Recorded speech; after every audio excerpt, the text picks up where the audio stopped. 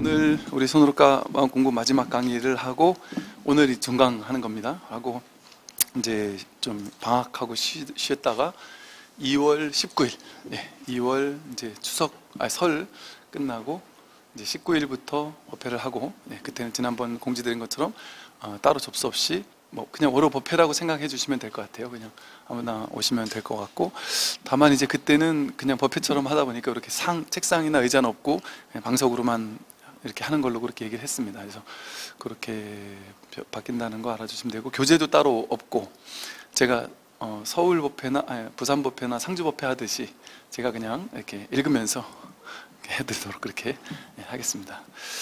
오늘 이제 이 책을 이제 끝까지 이제 할 수 있도록 한번 해보겠고요. 310쪽에 이제 몽산법원인데, 제가 이제 앞에 지난 시간에 배웠던 것처럼 대해서장과 또 몽산법어, 그리고 이 다음에 있는 이제 고봉원묘의 선요, 이 세 가지가 가나선의 3대 교과서 같다 이렇게 말을 했어요. 근데 대해서장이 뭐랄까요, 좀 이렇게 안목이 아주 분명하고 깔끔하고, 근데 이제 몽산덕이에서는 조금 이제 이 가나선을 조금 유의 조작에 가까운 그런 수행으로 좀 이렇게 바꾸게 되는 그런 계기가 된 책이 이 몽산덕이의 몽산법어라고 말씀을 드렸습니다. 간단히 보면 앉음의 단정함을 요한다. 단정하게 앉아야 돼요. 일단 뭐 행주자와 오목동정 간에 늘 하는 공부가 아니라 일단 앉아야 돼요. 그것도 단정하게 앉아서, 첫째, 수마가 오거든.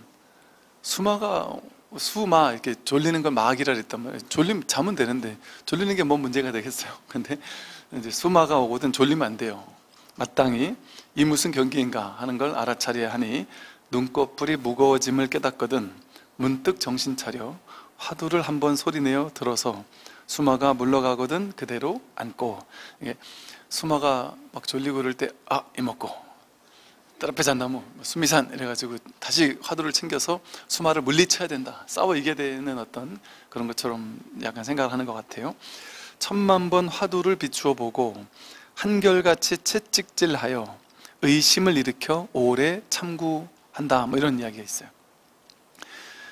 화두를 이게 성화두라는 말이 나온 것도 계속 이먹고 한다든지, 그 화두를 자꾸 잊지 않고 막 채찍질을 한단 말이에요. 채찍질을 해서 또 의심을 일으켜서 왜 무라고 했을까, 뭐 이렇게 이제 의심을 하는 이런 화두가 돼버린 거예요. 또 앉을 때 정신 차려 몸을 쭉 펴고 단정히 앉을지언정 등을 굽히지 말라. 등 굽히면 안 돼요. 머리를 우뚝 세우고 눈시울을 움직이지 말고 눈은 보통으로 뜨라. 눈동자가 움직이지 않으면 몸과 마음이 함께 고요해진다. 좌선 중 힘 얻음이 가장 많다. 공부에 나아감에 처음부터 끝까지 고요함과 깨끗함 두 가지를 여의지 말지니 고요하면 깨칠 것이요 깨끗하면 광명이 통달하리라. 고요함과 깨끗함을 여의어서는 안 된다. 고요함과 깨끗함, 이거를 이제 자꾸 지켜야 되는 거죠.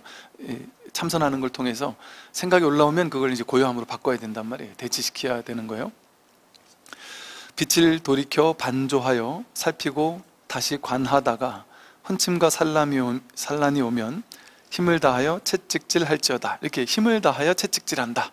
이게 뭔가 애쓰고 노력하고 조작하고 뭔가 열심히 해야 된다라는 얘기를 자꾸 하고 있어요. 1000번 갈고 10,000번 단련해라. 1000번 10,000번 갈고 닦고 단련하고, 이제 이런 수행이 가나선이 돼버린 거죠.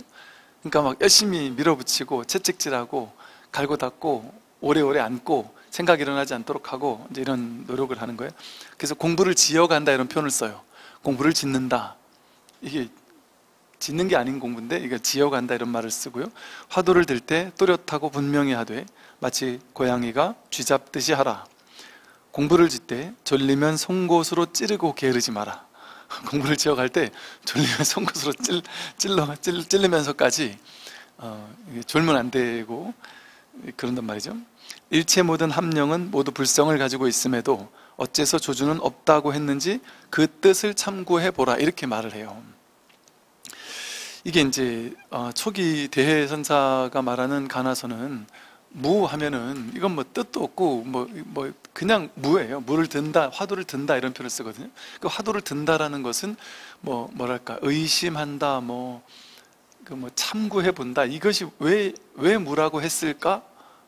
이렇게 의심을 품으면서 궁금해하는 게 아니에요. 이게 약간 한 끗 차이인 것 같지만 말을 하다 보면 어쩔 수 없이 그런 식의 말을 나갈 수는 있을 것 같긴 한데 사실은 이게 다른 거예요. 무 했을 때 그냥 무 하는 것은 뭐냐면 핵심이 어디에 있느냐면 그 대해선사가 말한 수미산이 됐든 무가 됐든 뜰 앞에 잣나무가 됐든 그것은 뭐냐면 그냥 화두를 든다라는 의미의 목적은 뭐냐면 중생의 분별망상을 깨뜨리는 거예요. 분별망상에 끌려가지 않도록 하는 거예요. 왜냐하면 분별망상에 끌려가지만 않으면 분별망상만 깨뜨리면 본래 있던 게 드러나니까 본래 늘 있던 그걸 확인하기 때문에 그래요. 그래서 우리는 분별망상을 깨는 것이 이 공부지. 그러니까 파사현정, 삿된 거 분별망상이라는 삿된 것을 깨기만 하면 본래 바른 것은 드러나 있다. 그게 확인되는 거거든요. 그러니까 이 공부는 분별망상을 여의면 되는 거지 따로 부처를 찾거나 열반을 구하거나 해탈을 찾거나 불성을 찾거나 이러는 공부가 사실 아니에요. 이렇게 그래서 그냥 어떤 분별망상이 오더라도 그냥 무한단 말이에요. 뜻도 뭐랄까 왜 무라고 했을까 이렇게 하면 생각이 개입되잖아요. 왜 무라고 했지? 걔에게도 불성이 있을 것 같은데 왜 불성이 없다고 했을까? 이렇게 궁금해지잖아요. 그래서 왜 무라고 했을까? 이 의심하는 것은 이 진짜 화두의 본래 어떤 정신이 아닌 거죠, 사실은. 그래서 그냥 화두를 든다라는 표현에서 이제 화두를 짓는다, 화두를 참고한다, 화두를 의심한다, 화두를 밀어붙인다, 이제 이런 식의 그 화두 참고법이 나오기 시작한 것이죠.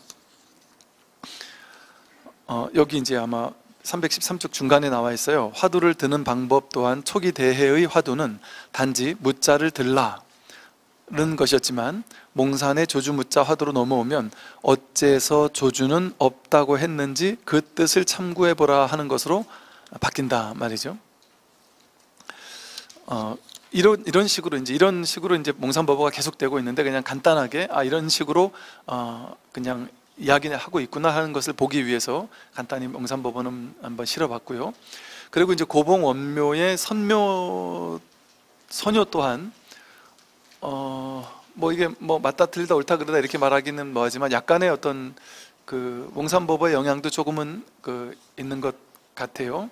혹은 영향이 꼭 없다고 할지라도 여기도 이제 조작하지 않는 선보다 약간의 그런 것들이 좀 개입은 되고 있어요. 그러나 선효 정도면 이제 그래도 그 간화선을 하는 분들에게는 상당히 이제 많이 읽히면서 이렇게도 깨달을 수 있구나, 이렇게도 공부할 수 있구나 하는 것을 볼 수가 있어요. 그래서 원묘가 이제 깨달은 이야기와 이래서 간화선이 대두가 됐구나 이런 것도 볼 수 있어요. 산승이 옛날에 쌍경사에 있다가 돌아온 지도 한 달도 안 돼요. 호련히 꿈속에서 만법귀일 일귀하처라는 화두에 의정이 돈발하였다. 그로부터 잠자는 것도 잊고 끼니도 잊으며 동서를 구분하지 못하고 밤낮도 모를 정도가 되었다. 방석을 깔고 바루를 펴고 대소변을 보고 한 번 움직이거나 고요하거나 한 번 말하거나 침묵하거나 간에 전부 오로지 일귀하처 할 뿐이었다.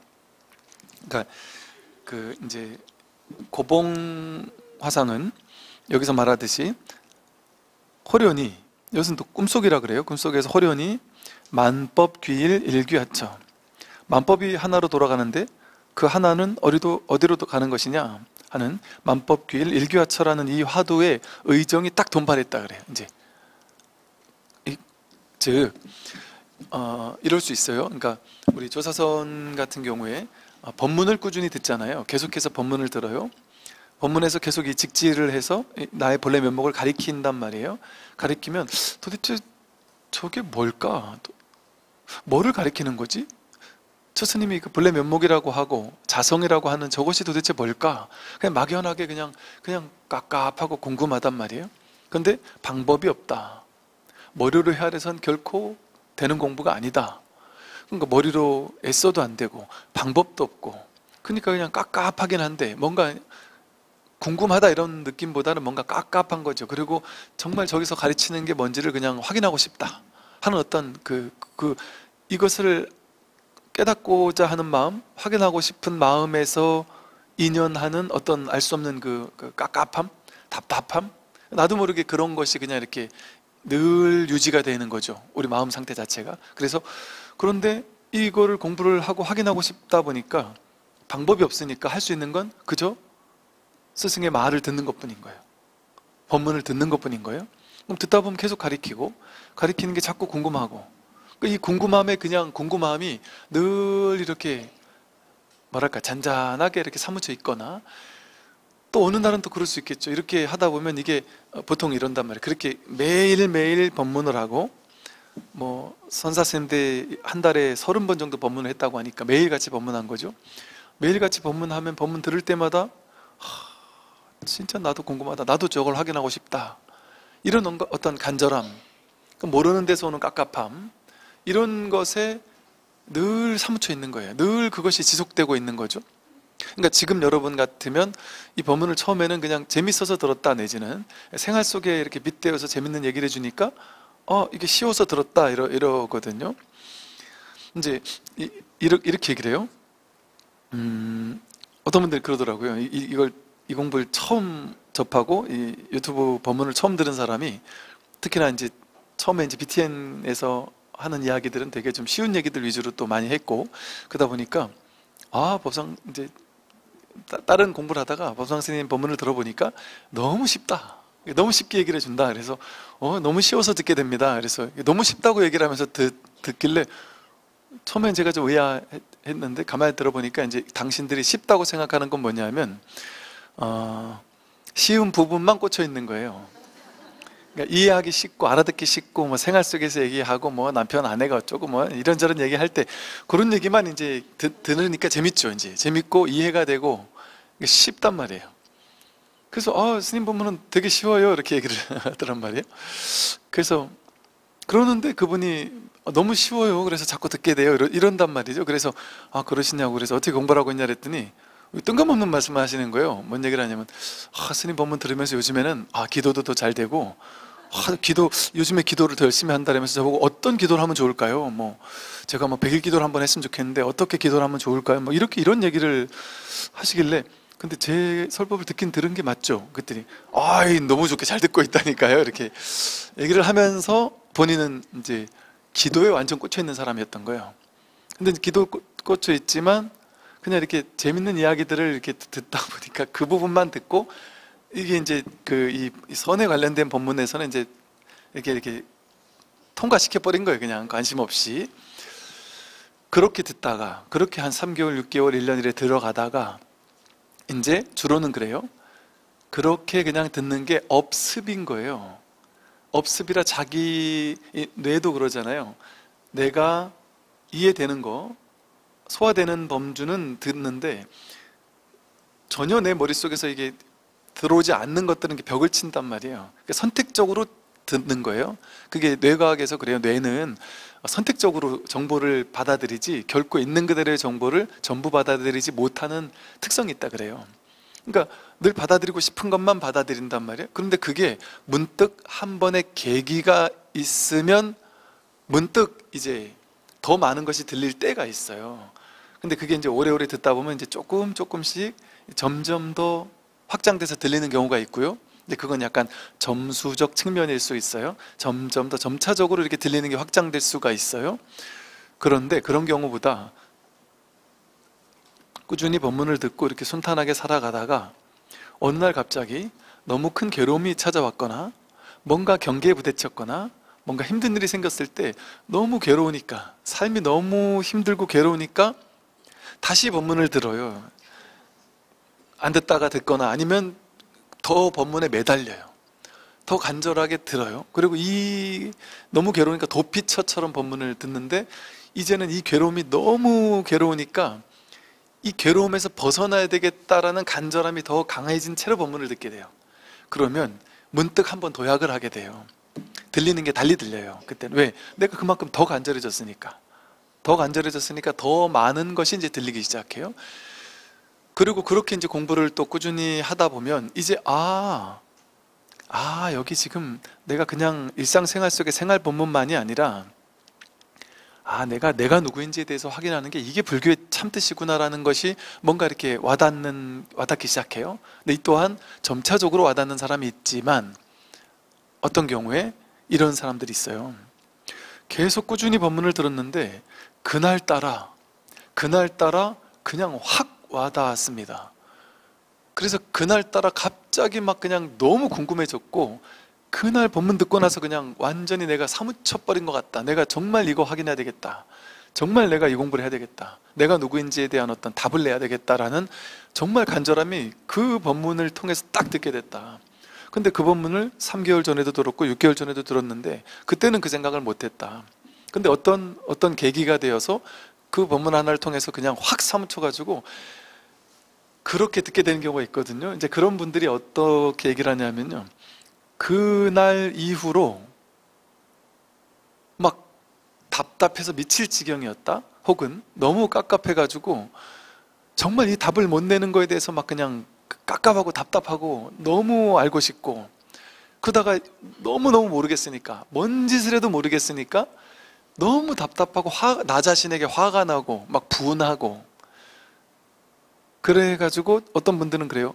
그때는 진짜 한 일주일, 2주일, 한 달, 너무 분하기도 하고 눈물이 막 나더래요. 막 너무 모르겠으니까 어찌게 이렇게 도난가 싶기도 하고 막 눈물이 나고, 그렇게 한 달 가까이를 이렇게 보내는데도 뭐 할 수 있는 게 없으니까 그냥 법문만 들었다. 그러다가 그냥 한 달쯤 지나가지고 문득 그냥 이게 뭔지를 확인하게 됐다, 이렇게 얘기를 하는 사람이 있단 말이죠.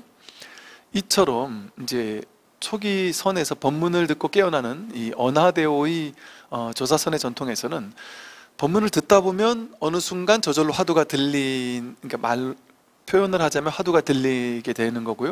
근데 본인 스스로 화두가 들렸다 안 들렸다는 것도 없어요.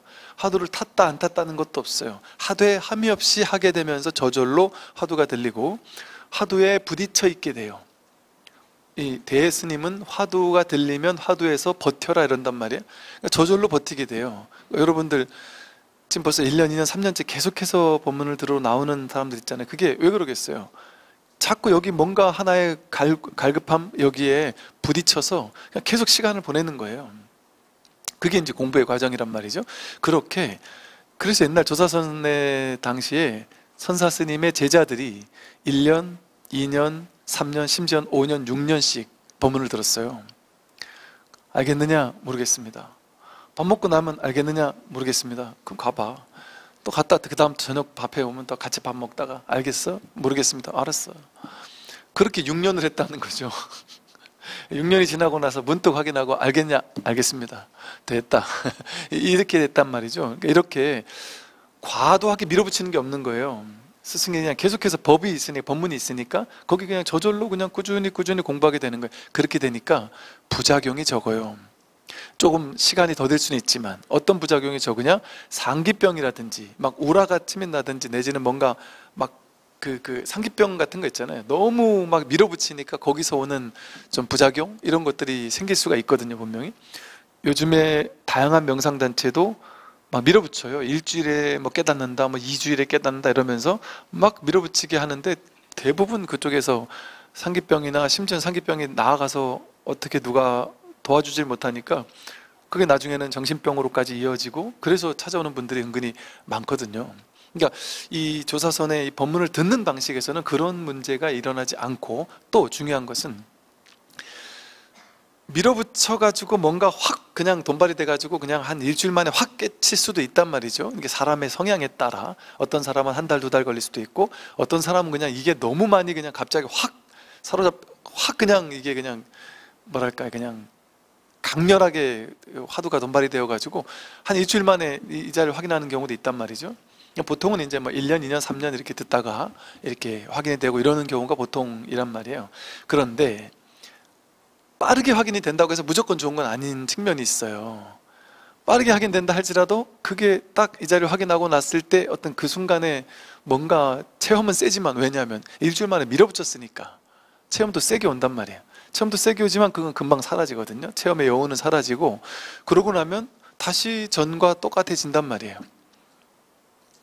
그러니까 그 이후 공부가 더 중요한 거예요. 그 이후 공부가 또 갱참 30년 하듯이 5년, 10년, 20년 꾸준히 계속해서 공부를 해 나갈 수 있어야 되거든요. 근데 그 공부를 가나선에서는 계속 화두를 주는 거예요. 하나 화두를 타파하면, 화두 타파하고 이제 내가 좀 됐나 했는데 이게 또 그 체험이 여운이 사라지고 나면 또 다른 화두를 주고 또 다른 화두를 줘서 계속해서 풀리지 않는 화두를 줘서 계속 막혀있는, 근데 그 막혀있는 채로 막 밀어붙이게 한단 말이에요. 계속해서. 근데 그게 하루 이틀이지 그걸 1년, 2년, 3년 계속 밀어붙이면 이 좀 안 좋을 수 있는 측면도 일부 있을 수 있고, 또 그렇게 하더라도 오래오래 곁에서 뭔가 이렇게 꾸준히 바른 법문을 듣고 이 법에 대한 어떤 바른 안목을 갖춘 직진심의 법문을 꾸준히 듣거나, 뭐 아니면 그 화두를 잘 조율하면서 이렇게 점검을 받으면서 하거나, 이런 어떤 장치가 필요한데, 그런 것들이 잘 되지 않았을 땐 오히려 좀 부작용이 있을 수도 있고, 뭐 물론 안 그럴 수도 있겠지만, 그래서 사실은 이게 초기 조사선의 방식이 상당히 좋죠. 좋다라는 것은 무리가 없죠. 이렇게 차분하게 꾸준히 공부해 나가는 거예요. 그러니까 꾸준히 공부해 나가다가 1년, 2년, 3년 공부해 나가다가 이 자리 확인하니까 거기 막 여운이 강렬하게 오지도 않아요. 그냥 이거였단 말이야? 하고 그냥 허탈해지거나, 그냥 잠시 이 여운은 또 금방 가라앉더라도 거기에 스스로 휘둘리지가 않아요. 그냥 그 여운이 중요한 게 아니라, 이걸 통해 내가 확인한 이 자리, 여기에 대한 어떤 감, 이거를 점점 더 거기에 익숙해지는 시간들, 그런 시간들을 꾸준히 보내면서 이제 시간은 보내고 세월을 보내기 때문에 오히려 왔다 갔다 하는 일 없이 꾸준히 공부해 나갈 수 있는, 느리지만 오히려 결국에 가서는 느리지 않는 그런 공부가 되기도 한단 말이죠. 그런데 이제 보세요. 이렇게 역사가, 이 선의 역사가 지속되다 보니까 개 중에는 이런 사람들이 있는 거예요. 독특한 사람들. 어떤 사람이냐면 이렇게 그냥 꾸준히 공부하는 게 아니라 뭔가 어떤 경계가 찾아와서, 예를 들면 어떤 스님은 그렇거든요. 내가 어느 정도 깨달은 것 같아. 내가 안목이 있는 것 같아. 그래서 뭐 딱히 뭐 스승에게 가서 공부할 필요도 없어. 이렇게 생각하며 살다가 자신이 그 죽을 병 같은, 전염병 같은 데 걸려가지고 거의 막 죽다 살아났거든요. 그래서 거의 막 죽기 직전까지 갔다가 다시 살아나다 보니까 본인이 그 경계에 딱 닥치다 보니까, 내가 죽음 앞에서 이렇게 휘둘리는구나. 내 공부가 완전히 깔끔해지지 못했구나. 그런 걸 다시 깨닫고는 다시 찾아와서, 스승을 찾아와서 다시 그냥 공부를 하는 그런 경우도 있거든요.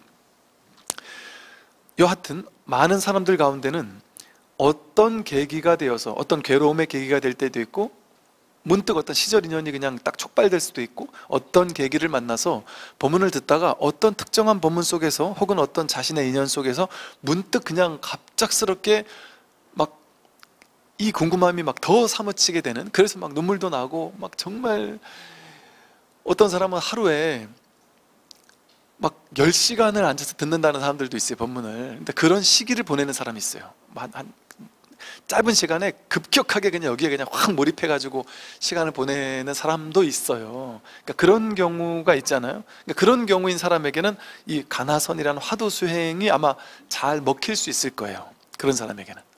그런 사람은 그냥 순식간에 확 그냥 화두가 들려가지고 그냥 하루 종일 사무치는 거예요. 그냥 그게 단 한순간도 끊어지지 않고 끊임없이 사무친 채로 그냥 하루 이틀 3일을 보내는 거예요. 그런데 그렇게 되기는 사실은 대중적이진 않아요. 가물에 콩나듯 가끔 한 명, 두 명이 그런 정도의 인연이 벌어져요.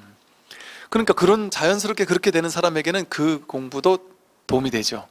그 대표적인 사람이 바로 이 서녀를 쓴 고봉 원묘였던 거예요. 그래서 원묘에게 이런 일이 벌어졌어요. 그로부터 이 화두가 갑자기 돈발되고 나서 그로부터 잠자는 것도 있고 끼니도 있고 동서도 구분하지 못하고 밤낮도 모를 정도가 되었다. 오로지 그냥 이 자리 확인하고 싶다라는, 거기만 그냥 확 사무친 거예요.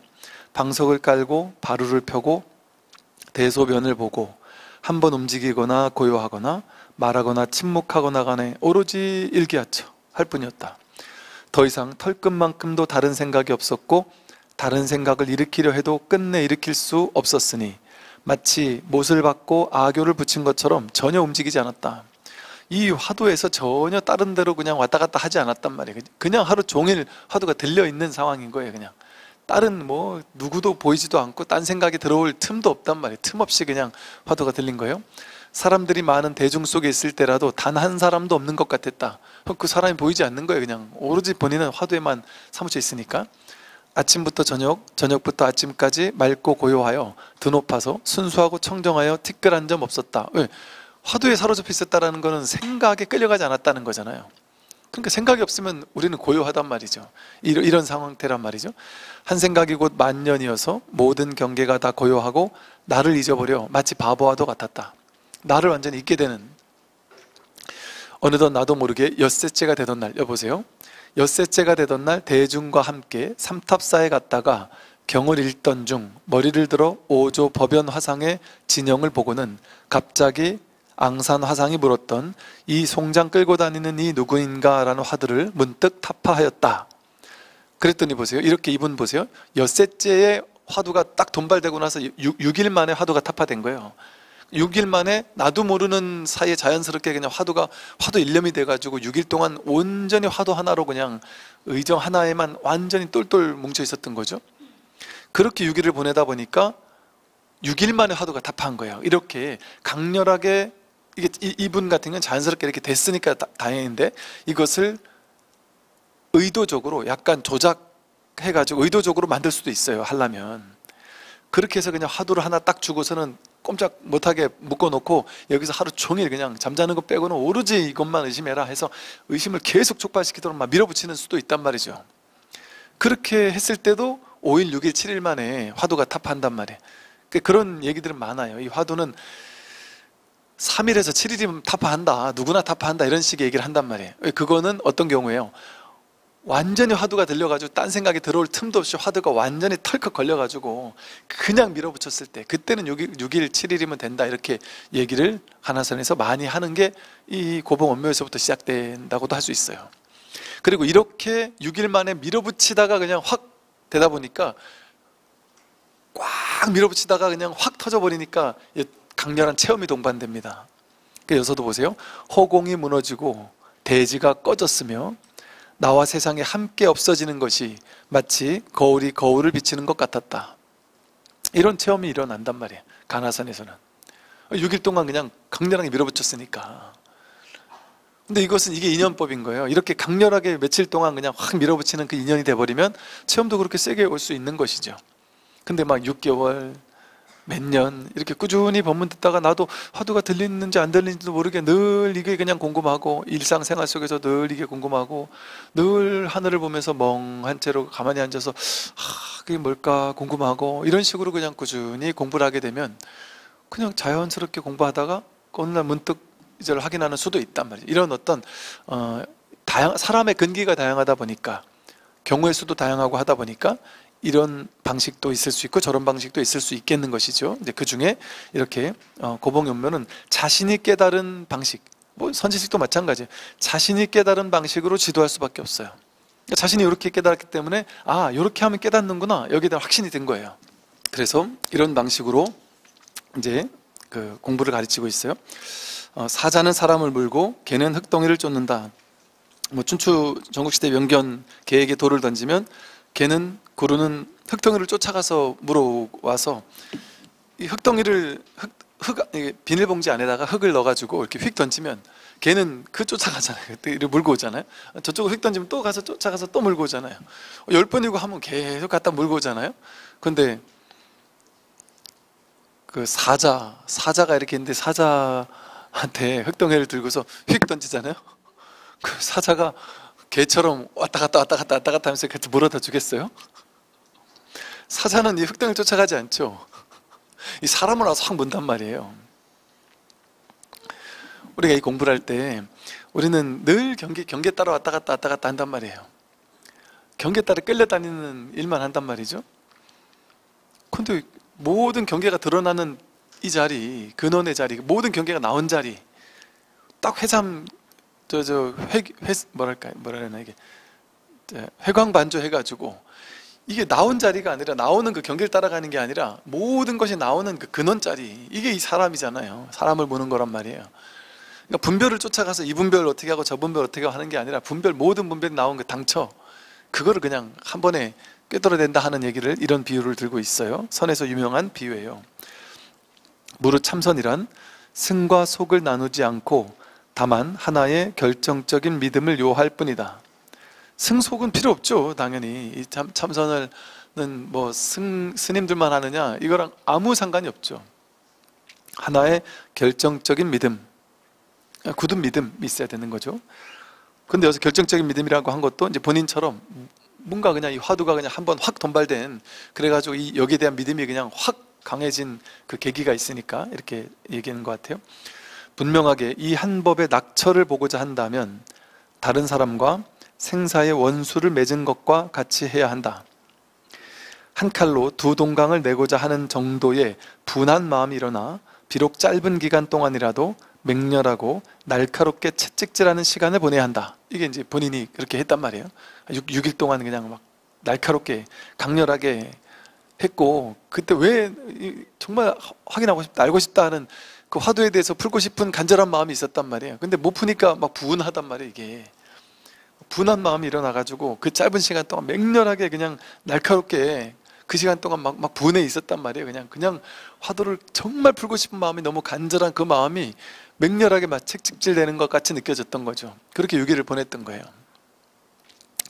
보통 이제 이런 얘기에서 가장 많이 쓰는 비유가 그 황벽 스님의 그 선신인데, 한 겨울에 매화가 꽃을 피기 위해서는 겨울에 아주 그 추운 겨울을, 막 바들바들 떠는 추운 겨울을 보내야지만, 그 괴로운 추운 겨울을 참고 인내하면서 보내야지만 봄에 그 아름다운 꽃을 피울 수 있다. 어찌 매화 향기를, 그 한겨울 추위에 고생하지 않는다면 어떻게 매화의 향기를 맡을 수 있겠느냐, 이제 이런 그 19절이 되게 유행해요. 그래서 한겨울에 그 힘든 순간을 보내지 않으면 매화꽃을 봄에 만날 수 없다, 이 말을 어떻게 비유를 드냐면, 저 가나선에서 황벽스님도 얘기하지 않았느냐, 화두를 들고 막 씨름하고 싸우고 밀어붙이고 채찍질하는 이 추위가 너무 추워서 바들바들 떠는 정도의 괴로움이 있다 할지라도 이렇게 맹렬하게 밀어붙이는 이때가 있지 않으면 결코 깨달음의 순간이 있지 않다, 이렇게 이제 가장 많이 드는 비유가 이 비유거든요.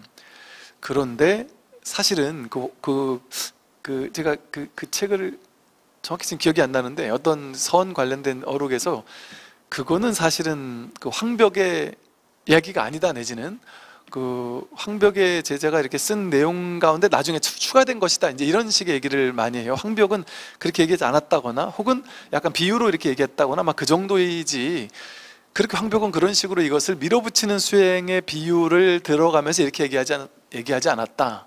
황벽은 그렇게 얘기하지 않았거든요. 황벽의 수행법은 그렇게 막 그런 비유가 그렇게 밀어붙여야 되지만 꽃을 피운다, 이런 식으로 얘기한 적이 없어요, 공부 자체가. 근데 그걸 이제 이 가나선에서는 그냥 어딘가에 그 글이 있으니까 그게 황벽의 얘기를 할 거라고 하고서 이제 많이 갖다 쓰는 거예요. 그래서 하여간 여기서도 이렇게 맹렬하게 날카롭게 채찍질하는 시간을 보내야 된다. 그러니까 이제 불교계에서는 이런 얘기를 듣고, 이거랑 앞에 나온 책이 선에서 교과서 같은 책이니까, 그러니까 막 밀어붙이는 수행, 용맹정진으로 자지 않고 막 밀어붙이는 수행, 그런 것들이 맹렬하게 채찍질하는 시간을 보내는 거죠. 그러니까 이 두 권의 책이라는 것이 상당히 한국 불교에 강렬한 영향을 미쳤던 책들인 거예요. 분명하게 깨닫고자 한다면 반드시 수승한 마음을 내어 대장부의 뜻을 바라도록 하라. 과거의 나쁜 지식과 이해, 기괴한 말과 교묘한 언구, 선도와 불법, 평생토록 눈으로 보고 귀로 들은 것을 가지고 위급함과 죽음, 얻고 이름, 나와 남, 시비, 도달과 도달치 못함, 철저함과 철저하지 못함을 돌아보지 마라. 자기 공부를 돌아보지 말라는 거예요. 크게 분발하여 금강으로 된 칼날을 휘둘러 한 묶음의 실을 벨 때 단번에 끊어져 다시는 이어지지 않는 것처럼 하면 곧 마음에서 혼침과 도고가 다 없어져 털끝만큼도 막히거나 걸림이 없고 더 이상 한 법도 생각에 걸리지 않아 마치 어린아기와 같이 된다. 이렇게 그냥 확 밀어붙이는 수행이 너무나도 순일하게 그냥 하루 이틀 3일 6일 7일씩 꾸준히 이어질 때, 그때는 그냥 뭐 잠도 있고 막 생각에 끌려다니지 않잖아요. 오로지 그 화두 하나가 그냥 나에게 온통 꽉 이렇게 그냥 한 덩어리로 뭉쳐 있으니까 거기는 이 생각 저 생각 할 수 있는 게 없단 말이에요. 틈이 없단 말이죠. 그러니까 뭐 혼침과 도거라는 막 들뜨는 생각, 깔아앉는 생각, 뭐 이 생각 저 생각 그런 게 없죠.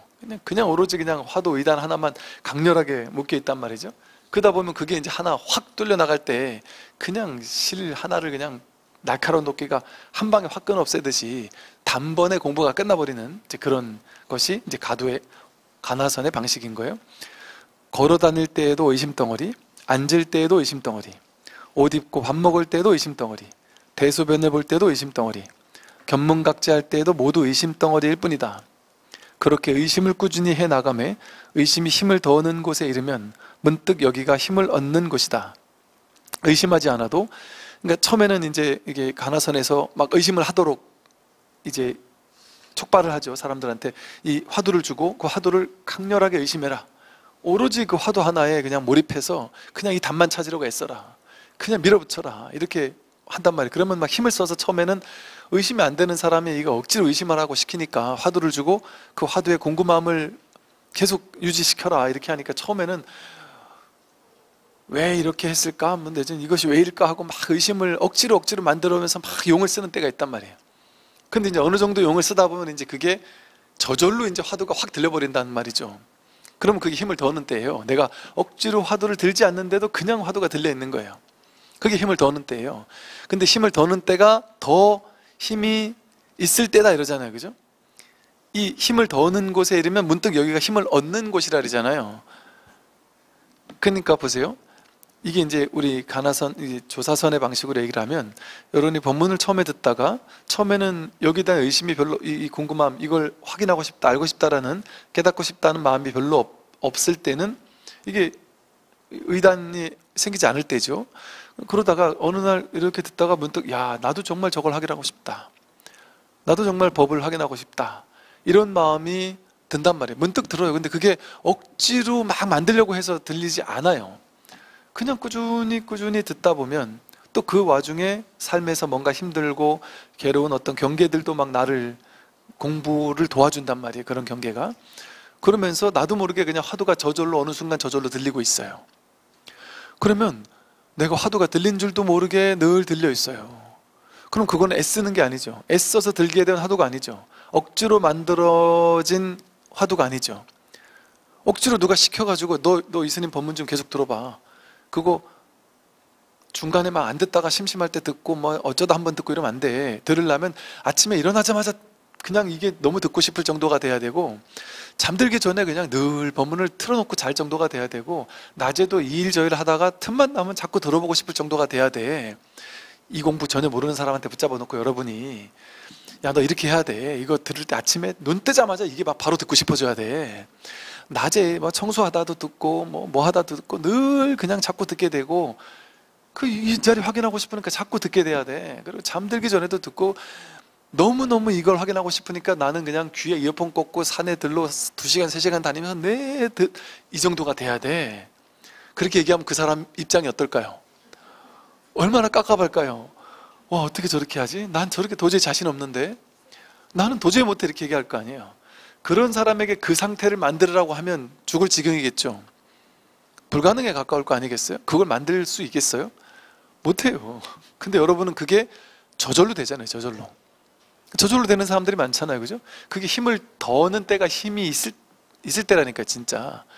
그러니까 우리는 그래서 이게 조사선이라는 게 좋은 점인 게, 애초에 그렇게 억지로 화두를 만들어서 막 억지로 들으라고 시키지 않는단 말이야.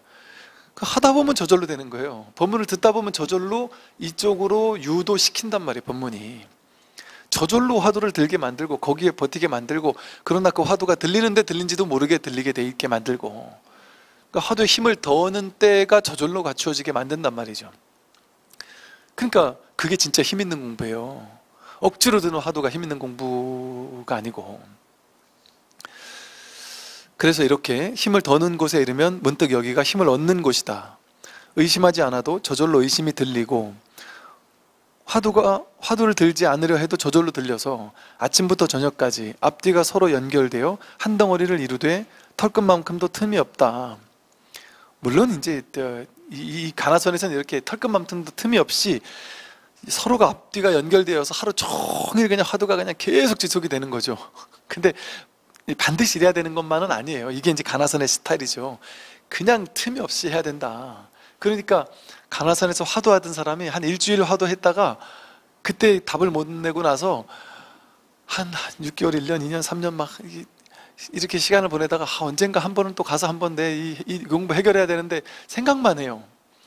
근데 저지르질 못해요. 왜냐하면 두려우니까. 옛날에 화두 들었을 때 그때 일주일 동안 막 죽도록 진짜 화두를 들었는데 그때 진짜 힘들었는데 그걸 또 해야 돼? 그걸 어떻게 또 하나? 이래가지고 큰 용기가 필요하단 말이에요. 어지간한 큰 괴로움이 없고서는 그거 다시 용기 내기가 쉽지가 않아요.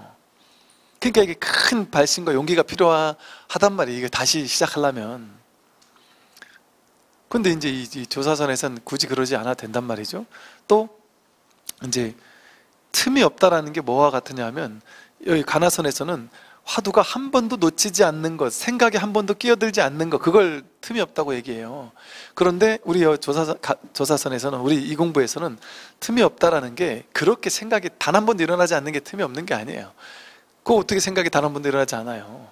생각도 일어나고 직장 생활도 하고 남편하고 뭐 씨름도 하고 자식들 뒷바라지도 하고 할 일 다 한단 말이에요. 다 하지만 되돌아보면, 그때를 가만히 되돌아보면 야, 진짜 그때 한 6개월 동안, 1년 동안은 정말 다른 게 그렇게 크게 생각이 안 날 정도로, 물론 밥도 하고 빨래하고 청소하고 자식과 뒷바라지도 하고 남편 뭐도 하고 뭐 여행도 가고 할 건 다 했단 말이에요. 그런데도 불구하고 늘 이게 끊어지지 않았던 거예요. 아침에 일어나면 늘 이 공부가 간절하고, 그럼 문득문득 이 공부가 간절하고, 문득문득 그냥 귀에다 이어폰을 꽂고 살고, 뭔가 여기에 대한 간절함, 궁금함, 이게 그냥 나도 모르게 늘 유지가 되었던 거예요. 그냥 끊어지지 않고 유지가 됐던 거예요. 그게 한 시간도 끊어지지 않았다가 아니고, 그러다가 뭐 친구들 만나 술 한잔 마실 때는 수다를 떨고 있으니까 그때는 끊어지는 것 같이 느껴지지만 그게 진짜 끊어진 게 아니란 말이에요. 그 다음날 일어나면 또 문득 이 공부에 대한 또 간절함이 또 그게 화두가 떠나가지 않았다 이 소리예요. 그래서 이제 그 가나선 하는 분들 그러거든요. 화두를 한 3, 4일 어느 정도 화두가 들렸다 싶으면 이제 힘 빼라. 그러니까 화두 어디 도망가지 않는다 이래요. 그래서 그냥 선방에 와서 시민선언에서 늘 와가지고 하루에 몇 시간씩 참선하는 보살님들 있잖아요. 그냥 어느 정도 화두가 들린 것 같은 사람들한테는 이제 그렇게 얘기한단 말이에요. 막 용 쓰지 말고 애쓰지 마라. 그냥 이제는 그냥 와서 앉아있기만 해라. 억지로 이러지 않아도 저절로 이미 화두 들려있다. 저는 화두 안 들린 것 같은데요? 아니다. 네가 화두가 안 들려있으면 여기 와서 앉아있지도 않는다. 그냥 이게 궁금하니까 앉아있는 거 아니냐. 여기 앉아있는 이유가 뭐냐. 이거 확인하고 싶어서입니다. 그게 들려있는 거다. 화두 들린다라는 걸 모양으로 쥐어가지고 뭔가 막 그렇게 화두 들려있는 게 아니다. 늘 이 궁금함이 끊어지지 않았다를 이름하니까 화두라고 한 거지, 화두라고 할 만한 뭔가가 따로 있는 게 아니에요. 근데 이제 가나선에서 화두 드는 거를 뭔가 이제 어떤 정서적, 감정적 상태, 화두가 들려있을 때 온통 거기 막 몰입되어 있는 상태 같은 거 있잖아요. 그 상태가 화두라고 이렇게 이름을 짓고 있기 쉽단 말이죠. 그는 그런 어떤 모양을 짓고서 화두라고 할 필요가 없단 말이죠.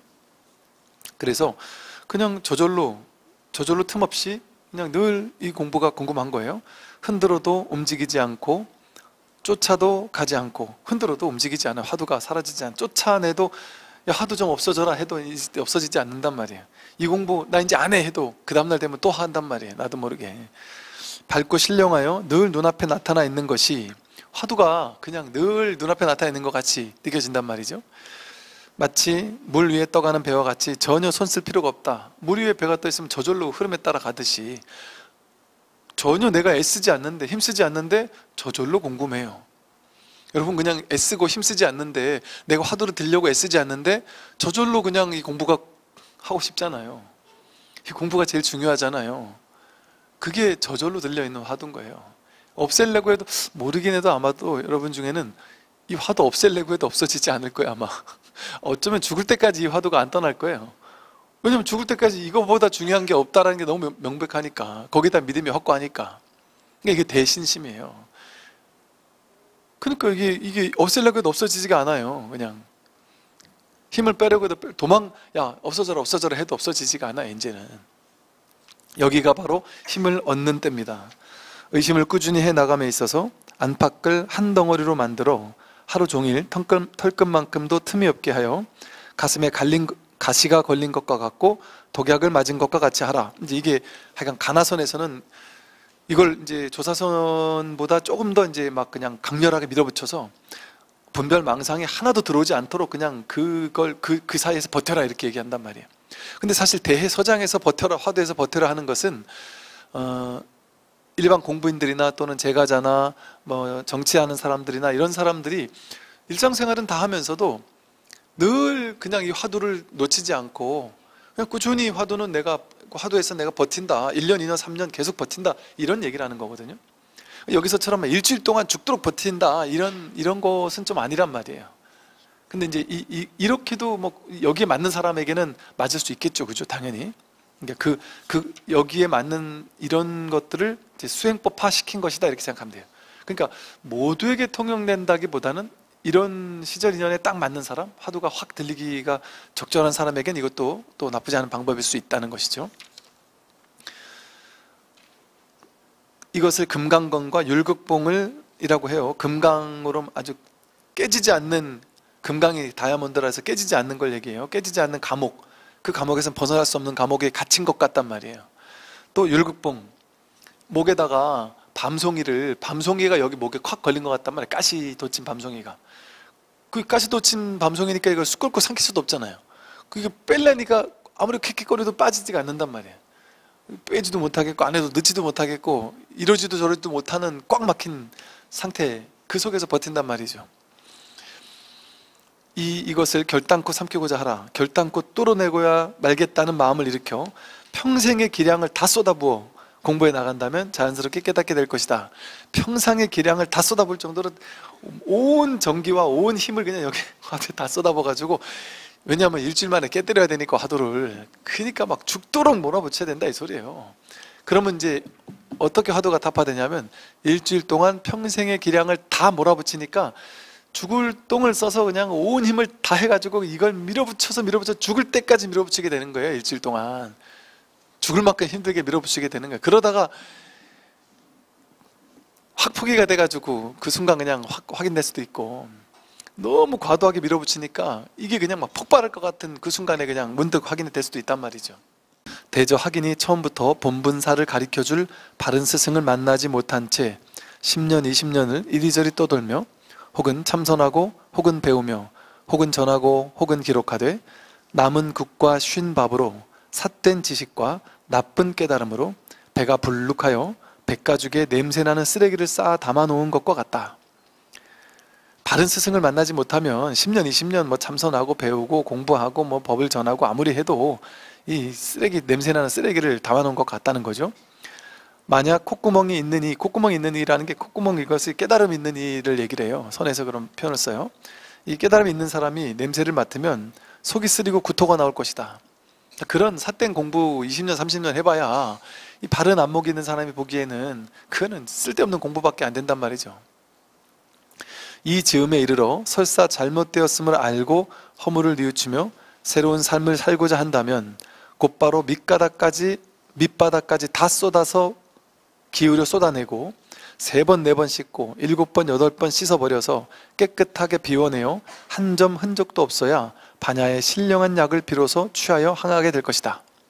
그러니까 불교 공부를 내가 10년 했어, 20년 했어, 30년 했어, 40년 했어. 그런데도 나는 교학불교를 멈추지 못했고 기복불교를 멈추지 못했고 유의조작의 수행불교를 멈추지 못했고 여전히 나는 깨달음과는 거리가 멀고 겉으로는 뭔가 그럴싸하게 많이 아는 것 같고 불교에 대한 상당한 근기가 있는 사람 같지만 내 속은 허덕이고 있고 난 여전히 안심하지 못한다, 완전한 이 공부가 되지 못했다라는 게 분명하다면 어떻게 해야 되느냐, 그걸 뉘우치고 내 공부를 완전 씻어버려야 된단 말이에요. 확 거꾸로 뒤집어가지고 탈탈 털어버려서 그냥 3번, 4번 씻고 7번, 8번 씻어서 지금까지 내가 안다는 생각, 공부했다는 생각, 지금까지 이 수행법이 맞다, 저 수행법이 맞다 하는 모든 것들을 다 씻어버려야 된단 말이에요. 다 비우고 제로에서 다시 시작할 준비가 되어 있어야 된단 말이에요. 그런다고 해서 그게 없어지는 게 아니에요. 그러니까 그냥 완전히 마음에서 완전히 몰아내서 완전 비워야지만 이 공부를 시작할 수 있다는 것이죠.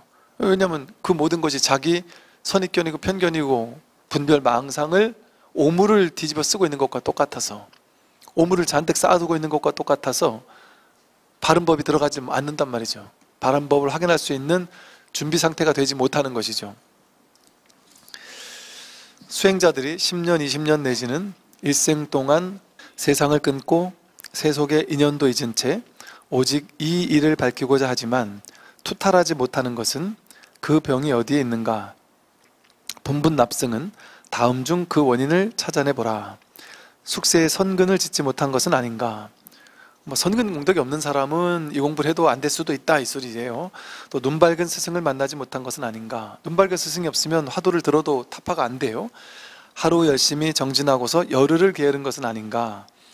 퐁당퐁당 공부하다 말다 이러면 안 된단 말이죠. 그러니까 꾸준히 해나, 천천히 하더라도 꾸준히 오래오래 정진하고 인욕하는 게 중요하지, 그냥 며칠 하다가 그냥 또 쉬다가 며칠 하다가 밀어붙이게 하면 하다가 쉬다 할 확률이 높아요. 힘드니까.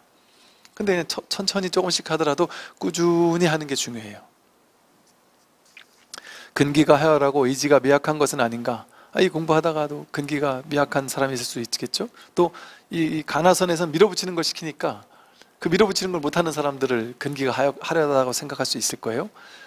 번뇌망상에 빠진 것은 아닌가? 화두 들다가 그냥 번뇌망상으로 삼천포로 빠지는 거죠. 공족함에 빠진 것은 아닌가? 공병에 빠지는 거예요. 또 잡스러운 독에 마음이 들어간 것은 아닌가? 탐진치 삼독 같은 이런저런 분별망상의 독이겠죠. 시절 인연이 아직 미치지 못한 것은 아닌가? 아무리 화두가 들린다 할지라도, 심지어는 화두가 들린다 할지라도 내 쪽에서 할 수 있는 게 아니에요, 이 공부는. 즉 화두 일주일 동안 순탄하게 들면 무조건 깨닫는다, 이게 정해져 있는 게 없어요. 시절 인연이 아직 오지 않으면 화두를 일주일이 아니라 내가 끝끝내 죽도록 노력해가지고, 남들은 3일, 5일, 7일 만에 깨닫는데 나는 2주, 3주를 했는데도 못 깨달을 수도 있어요.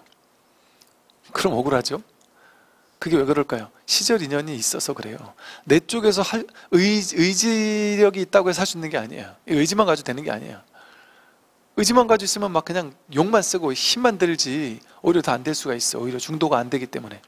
그래서 공부하는 것은 나에게 달린 건데, 이게 깨달음이 오고 말고는 나에게 달린 일이 아니야 하고 난 할 뿐이야. 그 시절 인연이 아직 미치지 못하면 뭔 짓을 해도 안 될 수도 있단 말이에요. 근데 시절 인연이 와버리면 난 아무것도 안 했는데 갑자기 돼버릴 수도 있는 거예요.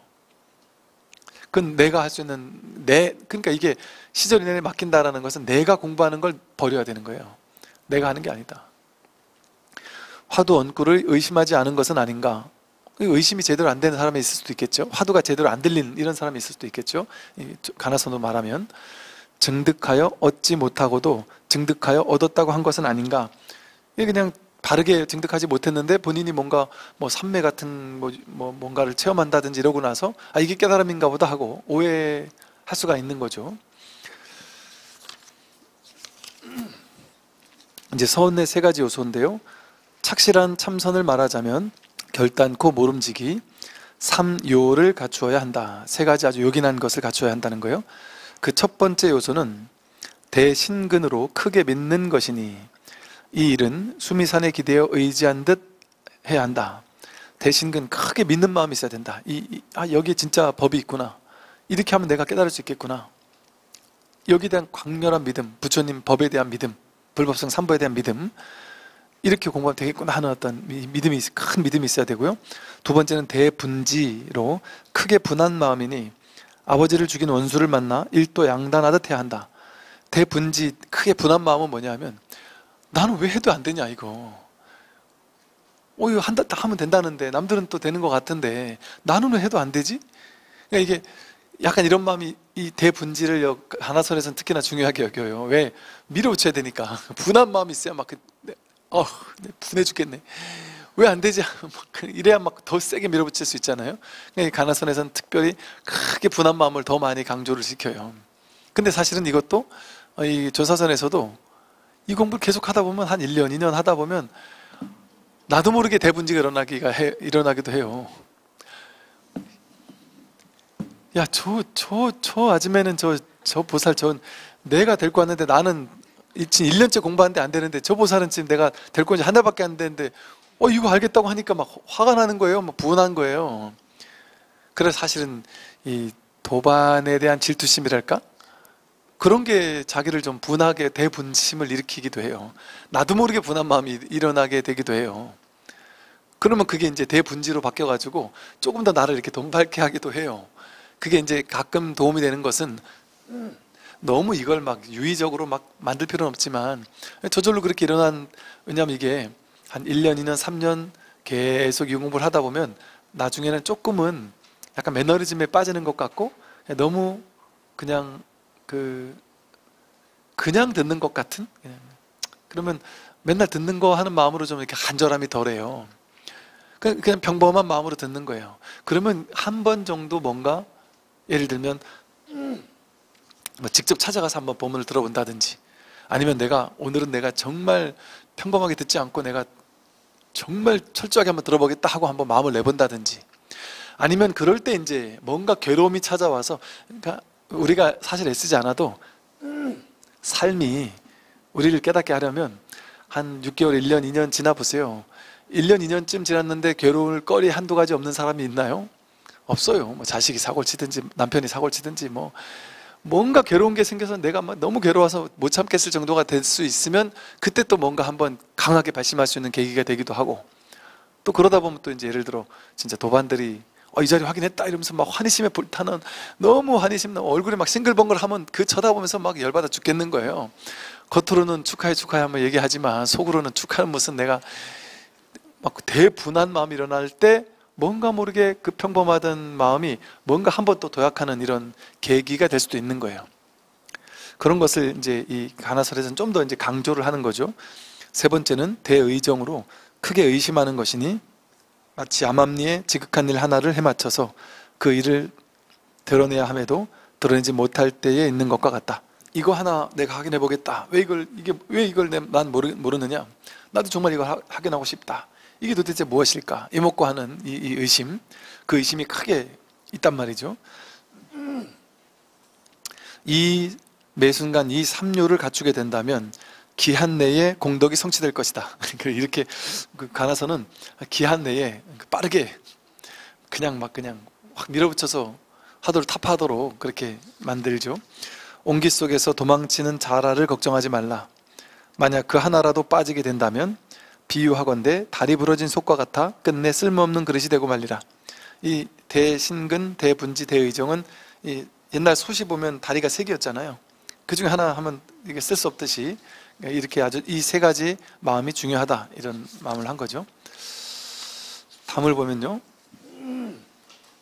이제 서산휴정의 선가기감은 이 서산 스님이 이제 주로 가나선을 중심으로 여기저기 다양한 선어록에서 공부에 좀 필요했던 구절들을 이렇게 모아가지고 핵심만을 뽑아가지고 이렇게 만든 책들이에요. 그래서 어떤 선의 종합 교과서 같은 그런 것은 좀 될 수가 있는 측면이 있어요. 여기 한 물건이 있는데 본래부터 한없이 밝고 신령스러워 일찍이 나지도 죽지도 않고 이름 지을 수도 없고 모양으로 그릴 수도 없다. 우리 지금까지 중국에 있는 선사 스님들이 초기선부터 나중에 가나선까지 이르도록 중국에 있는 선사 스님들의 다양한 어록들을 봤잖아요. 그게 이제 한국으로 와서 이 조선시대쯤이 되면 1500년대쯤이 되면 한국에 있는 어떤 스님이 이 마음자리에 대해서 안목이 있던 어떤 스님이 어떻게 이 공부에 대한 어떤 정리를 했는지 그런 것을 좀 볼 수 있는 책이라고도 할 수 있을 거예요. 이 한 물건이 있는데 이것은 본래부터 있는 거고 한없이 밝고 신령스러워서 나지도 죽지도 않고 이름 지을 수도 없고 모양으로 그릴 수 없죠. 부처와 조사가 세상에 나오심은 마치 바람도 없는데 물결을 일으킨 것이다. 바람이 없는데 그냥 물결을 일으켜서 이 사람들의 괴로움, 그걸 하나 해결해 주기 위해서 나온 것이다. 참선에는 세 가지 요건이 있으니 대신심, 대분심, 대의심이다. 앞에 말한 거죠. 화두를 들되 알려고 하지 말고 생각으로 헤아리지도 말라. 이건 뭐 초기 선회나 대서장 같은데 계속해서 끊임없이 얘기하는 거예요. 알려고 하지 말고 생각으로 헤아리지 마라. 깨닫기를 기다리지도 말고 생각할 수 없는 데까지 나아가면 더 이상 갈 곳이 없어 마치 늙은 쥐가 쇳불 속으로 들어가 이러지도 저러지도 못하는 것과 같을 것이다. 깨달음을 기다릴 필요도 없고, 그러니까 이 늙은 쥐가 쇳불 속으로 들어갔다는 게, 옛날엔 쥐 잡을 때 그랬대요. 이렇게 쇳불, 큰 소뿔이 있잖아요. 뿔이 점점 줄어들잖아요. 그 안에다가 냄새나는 맛있는 고기 같은 걸 이렇게 딱 집어넣으면 그거 먹으러 이제 쥐가 들어간다는 거죠. 근데 쥐가 앞으로 이제 직진에 들어갔는데 머리가 콱 껴가지고 좀만 가면 먹을 게 있어서 코앞에서 막 냄새가 나니까 입을 좀만 내밀면 먹을 수 있을 것 같아서 자꾸 앞으로만 자꾸 뛰어가는데, 그러다 보면 이제 콱 막혀가지고 뒤로 빼기를 못하는 거예요. 그래가지고 앞에 있는, 코앞에 두고도 음식도 못 먹고 뒤로도 백을 못하니까 이러지도 저러지도 못하고, 화두가 딱 들렸을 때는 화두를 포기할 수도 없고 화두를 그냥 밀어붙여야 되는데 어떻게 밀어붙여야 될지 모르겠으니까, 방법도 없으니까 그냥 거기서 콱 막혀가지고 이러지도 저러지도 못하고 그냥 그 화두가 그냥 늘 들려있는 그런 상태, 그런 걸 이렇게 표현을 한 거예요. 중생 마음 버릴 것 없이 자성을 더럽히지만 말라. 자성, 이거를 더럽힐 수 있는 게 아니에요. 그러니까 분별하지만 않으면 본래 자성이에요. 바른 법을 찾는 것이 곧 삿된 것이다. 바른 법을 찾는 그 마음 자체가 벌써 바른 법과 삿된 법을 둘로 나누고 바른 법을 찾는 둘로 나누는 마음이잖아요. 그러니까 진짜 바른 공부는 바른 법을 찾는 사람이라면 그 사람은 아직 바른 법이 아닌 거죠. 아직 찾는 게 있으니까 공부 일일해 마친 무사인이라야 더 이상 찾지 않는 거죠. 이 문 안에 들어오면 아르마리를 두지 마라. 이게 이제 입차물레 막전지혜라는 일주문에 써 있는 그런 내용이죠. 모든 것이 실체가 없는 환상인 줄 알면 번뇌로부터 곧 벗어난 것이므로 더 방편을 쓸 것이 없다. 환상을 여의면 곧 깨달은 것이므로 더 닦아갈 것도 없다. 마음을 내고 생각을 일으키는 것이나 거짓과 참을 말하는 것이나 어느 하나 환상 아닌 것이 없다. 꿈속에서 병이 나서 의사를 찾던 사람이 잠을 깨면 근심 걱정이 사라지듯이 모든 것이 환상인 줄 아는 사람도 또한 그러하다. 금강경에서 말하는 여몽환포영에서 이 세상 전체가 이렇게 있는 그대로 있지 않구나, 환이구나, 꿈이구나, 이 사실을 문득 알아서 공으로서 깨어나게 된다면, 이 현실은 현실대로 다 살더라도 마치 자각몽을 꾸는 사람처럼 현실은 그냥 연극하면서 다 살더라도, 현실에서 너무 좋은 일이 있더라도 그냥 좋은 걸 즐길 수 있겠지만 막 내가 거기 막 좋아 죽겠으면서 좋은데 사로잡혀서 거기 집착하고 이러진 않고 좋은 일 있으면 있는 거구나, 그냥 거기서 즐기는 거예요 그냥. 그리고 그게 계속돼야 된다고 집착할 것도 없고, 환인 줄 아니까. 또 괴로운 일이 있더라도 그 괴로운 일에 막 사로잡혀서 이것이 있으면 안 된다고 해서 막 버리려고 막 기를 쓰고 애쓰고 이러지 않고, 안 좋은 일 있으면 뭐 그냥 그걸 그대로 받아들이면 또 그 문제가 없단 말이에요. 그냥 뭐 좋은 일이든 나쁜 일이든 그게 환인 줄 알면 막 그냥 그러고 인생 사는 거지. 내 인생이 이래야 된다, 저래야 된다, 이걸 쫓고 저거는 버리고 그런 식으로 막 헐떡이면서 취사간택에 막 헐떡이는 그런 삶을 살지 않게 되죠. 그냥 쉬게 되죠. 삶 전체가 통으로 몽한 포영인 줄 아니까, 꿈과 같은 줄 아니까. 정말 그냥 어떨 때 보면은 이제 우리가 분별에만 조금 이렇게 끌려가면 다 있는 것 같지만 또 분별에 끌려가지 않고 그냥 이렇게 있으면 그냥 이게 진짜 다 꿈이에요. 정말 실제 하는 것이 아니고, 그 한 발짝 그냥 이렇게 그 분별에 끌려가지 않고 그냥 이렇게 그냥 본육은 본래 있던 이 자리에 그냥 이렇게 있으면 모든 게 다 있어요. 다 비춰요. 모든 것을, 보이는 거, 들리는 거, 뭐 올라오는 거, 뭐 만져지는 거, 감촉 느끼는 거, 생각하는 거, 느껴지는 거, 뭐 모든 게 그냥 다 있어요. 다 일어나요. 일어나고 사라져요. 평소랑 똑같이 그냥 일어나고 사라져요. 근데 그냥 그것뿐이란 말이에요. 그 일어날 뿐이고 사라질 뿐이지, 그걸 그냥 이렇게 비추는 자리 여기에 있으면 이 자리에 있으면 그냥 그 모든 게 그냥 이렇게 그럴 뿐이지 그 내용물에 쫓아가지 않는단 말이에요. 비춰지는 그 대상에 쫓아가서 이건 취하고 저건 버려야 된다 그런 생각이 없는 거죠. 그냥 비추는 자리에 있으면 거기에 막 끌려다니지 않게 되죠. 수행하는데 가장 중요한 핵심은 보통 사람이 가지고 있는 번뇌와 망상을 없애는 것이다. 모름지기 생각을 비우고 마음을 비추어 보아서 한 생각 인연 따라 일어나는 것이 사실은 진리의 세계에서 보면 실체가 없이 공하기 때문에 아무것도 일어남이 없음을 믿어야 한다. 한 생각 인연 따라 일어나는 것이 그러니까 자기 생각을 그냥 여기서 말하듯이 멈추고 비추어 보면 지관, 정해를 해가지고 자기 생각을 자기가 보는 거예요. 그러니까 이렇게 가만히 문득문득 그냥 자기를 이렇게 한번 보세요. 생각 따라가지 말고 멈추고 생각을 멈추고 그냥 한번 보면은 어떤 일이 벌어지냔 말이죠. 생각이 일어나요. 근데 생각이 일어나면 좋은 생각이 일어나면 그 생각에 집착해서 생각의 내용물을 더 갖고 싶고 또 어떤 뭘 하고 싶어 하는 생각이 일어나면 그걸 진짜 하고 싶은 줄 알고 막 쫓아가서 막 하지 않으면 괴로울 것 같고 근데 그렇게만 살아왔잖아요. 근데 그렇게만 살아오던 것을 잠깐 내려놓고 한 생각 일어나는 걸 보면 이 생각 일어났구나. 그걸 좋아요. 그래서 취하고 싶어요. 근데 그냥 그 취하고 싶고 좋은 마음도 그냥 비춘단 말이에요. 따라가지 않고. 비추면 인연이 닿으면 또 그건 그냥 스르륵 사라져요. 그리고 또 새로운 딴 생각이 일어나요. 갑자기 딴 게 또 하고 싶고. 그것도 이렇게 비춰보면 그냥 이렇게 그냥 보고 있으면 얘가 지 혼자 알아서 생겼다가 지 혼자 머물 만큼 머물다가 지 혼자 갈 때 되면 가요. 이게 올라왔을 때 이거 실제라고 의미부여를 하면 그게 실제인 것 같아서 취하거나 버리고 싶어지고 근데 내버려두면 지관, 멈추고 보기만 하면 저절로 스르륵 사라진단 말이에요. 모든 생각이 다 이와 같아요. 인연 따라 생겨나고 인연 따라 사라질 뿐이라는 게 그냥 명백하게 보인단 말이에요. 자신의 삶에서 자신이 자기가 취사간택하고 분별하는 마음이 자기가 보인단 말이에요. 보이지 않나요? 사실은 보이죠. 근데 그 보이는 자리에 있지 않고 이걸 보는 자리, 비추는 자리에 있지 않고 우리가 습관적으로 따라가니까 문제가 될 뿐이잖아요. 사실은.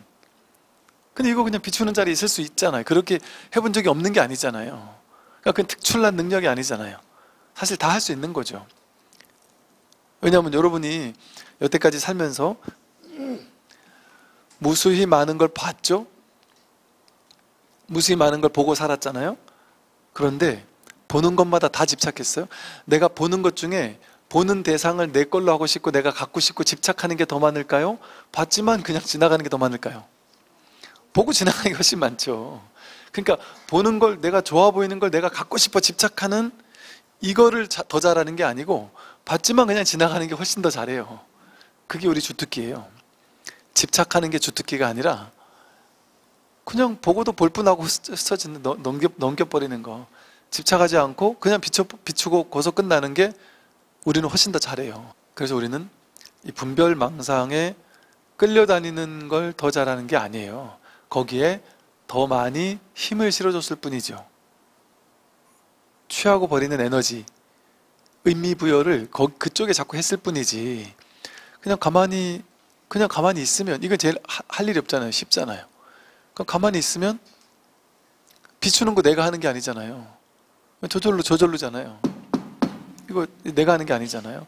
저절로 이 지관의 자리에 저절로 있단 말이에요. 우리는 이 자리에 그냥 있으면 모든 것은 그냥 일어나고 그냥 사라져요. 끌려갈 게 없어요. 명백하게 이게 보고 있단 말이에요. 그 보는 자리에 여기에 있으면 그 어떤 것도 나를 휘두르지 않죠. 다음을 보겠습니다. 시간이 좀 되네요. 이것도 한번 읽어보면 되겠네요. 이거는 그냥 사실은 뭐 이제 도와 관련된 뭐 이런 거보다도 우리 개정해 사막이라고 해서 이 정과 해라는 지관이라는 중도를 실천하기 위해서는 개정해 이렇게 계율이 수반돼야 되잖아요. 그러니까 정해 지관이 바로 중도 공부거든요. 그러니까 중도를 삼학이라 그러죠. 개정의 삼학이라 그러고 그걸 팔정도라 한단 말이에요. 이 세 가지 개정해예요. 근데 정해만 지금까지 공부한 거예요. 근데 이제 개초심 학인문이라는 것은 개정해, 계율을 지킨다라는 것은 윤리 도덕적인 말과 생각과 행동을 잘 다스려서 내가 말과 생각과 행동으로 삿된 업을 짓지 않도록 업을 조복받는 그런 어떤 역할이에요. 그래서 계율을 잘 지키는 생활, 그런 생활이 바탕이 되어 있으면 그 위에 이 마음 공부하기가 훨씬 수월해지는 거죠. 그래서 이제 이 개초심 학문문, 초발심 자격문은 스님들이 처음 이제 사람들이 출가하게 되면 출가하자마자 6개월 뭐 1년쯤 해가지고 행자 생활을 거치잖아요. 행자 생활 때 공부하는 필수 공부 코스가 이거예요. 세 가지가 있어요. 개초심 학인문, 그리고 또 발심 수행장, 그리고 자격문이라는 세 가지를 엮어서 초발심 자격문이라고 부르거든요. 그래서 이 세 가지를 스님들에게 하나하나 다 가르쳐서 스님으로서의 위의를 갖출 수 있도록, 수행자로서의 위의를 갖출 수 있도록 그렇게 이끄는 것이 이 초발심 자격문이에요. 그래서 우리가 이 수행자라면, 공부인이라면 이런 정도의 계율을 지키는구나, 이런 걸 공부할 수 있죠. 처음 발심한 사람은 나쁜 것을 멀리하고 착한 일을 가까이 하며 5개와 10개를 받아 지키되 열고 닫을 줄 알아야 한다. 보세요. 이 발심한 사람은 나쁜 것을 좀 멀리 하는 게 좋아요. 우리 공부하는 사람 입장에서는 나쁜 것은 뭐가 불교에서 나쁘다 좋다는 건 뭐냐면요, 선근 이런 거 있잖아요. 선근이란 말이 착한 선자를 쓰잖아요. 이게 선의 뿌리, 이게 선이라는 게 뭐냐면 무분별이 선이고요, 악이라고 나오는 건 뭐냐면 분별이 악인 거예요. 착하고 나쁜, 그 착하고 나쁜 놈은 만나지 마라, 이게 아니라 분별 많이 하는 사람, 이 사람을 만나면 내가 자꾸 분별심이 드세지는 사람 있잖아요. 막 비교 분별, 뭐 남과 비교 많이 하고, 뭐 맨날 말만 하면, 뭐 모든 말이 사실은 비교 분별이지만, 그래서 비교 분별심에 사로잡혀 가지고 막 그냥 꽉 막힌 사람 있죠. 맨날 만나면 맨날 정치 얘기만 한다든지, 맨날 무슨 특정 뭐냐면 한다든지, 뭐 어떤 사람은 만나면 맨날 자기 무슨 이런 사람도 있어요. 이렇게 이런 얘기하면 좀 그런가? 뭐 하긴 자기 이런 뭐 좀 안 좋은 좀 다단계 같은 그런 얘기해가지고 계속 그거를 하는 사람도 있고, 뭔가 자기가 꽂혀있는 그 분별심을 강요하는 이런 사람들이 있어요. 그 사람을 만나고 오면 탐진치 삼독이 치성해진다. 그 사람을 만나고 오면 자꾸 분별 집착이 세진다. 그 또 막 맨날 돈 하는 사람을 만나고 오면 내가 괜히 막 돈이 없는 것 같고 더 자괴감이 느껴지고, 이런 사람도 별로 좋은 친구가 아닌 거예요. 그래서 나쁜 벗, 분별이 치성한 그런 벗들을 좀 멀리하고 착한 벗을 가까이 한다. 착한 벗은 뭐냐면 분별이 좀 없는 사람도 좋지만 분별이 없을 수는 없잖아요. 근데 이 분별을 그래도 조복받으려고 이 마음 공부를 하는 사람, 그래도 뭔가 삶의 근원이 무엇일까를 좀 찾고 공부하고 이런 어떤 마음이 있는 도반들, 그게 착한 벗이죠. 가까이 하는 게 제일 중요해요. 그 다음에 5개 10개, 말과 생각과 행동으로서 좋은 말, 좋은 생각, 좋은 행동을 하는 5개와 10개라는 계율을 지키는 삶을 사는 거예요. 그러나 계율을 지키는 삶을 살지만 열고 닫을 줄 알아야 한다. 계율을 지키기만 하면 안 되고 계율을 범할 줄도 알아야 한다. 유연한 자세로 계율을 지켜야 되는 거죠. 왜냐하면 계율을 절대시하게 되면 그거는 전혀 불교적인 사람이 아니에요. 난 죽어도 계율을 지킬 거야, 이건 절대 불교적인 사람이 아니에요. 너무 철저한 계율주의자는 아이러니하게도 너무 철저한 계율주의자는 진정한 불자가 아니에요. 계율에 사로잡힌 사람이지. 그래서 여러분 우리 생각에 율사, 계율의 스승인 율사는 철저하게 계율 지킬 것 같잖아요. 저도 그럴 줄 알았거든요. 그래서 스님들도 뭐라 하면, 난 율사 못해. 난 율사, 율사 하려면 얼마나 사람이 자기를 막 옥줘야 되는데 어떻게 율사를 하겠어.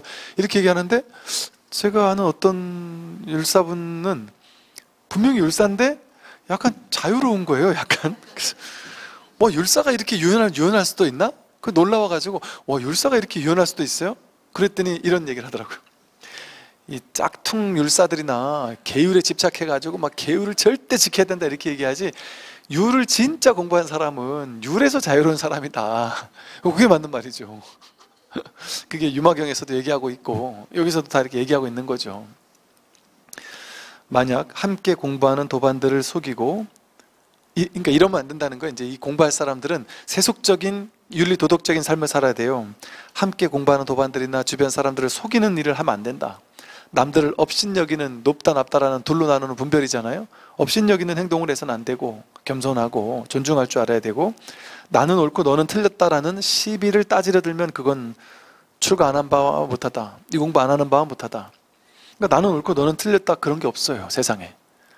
그러니까 이 공부를 하면 할수록 옛날에는 내가 옳기 때문에 내가 옳다는 생각을 막 주장했는데 점점 주장할 게 없어져요.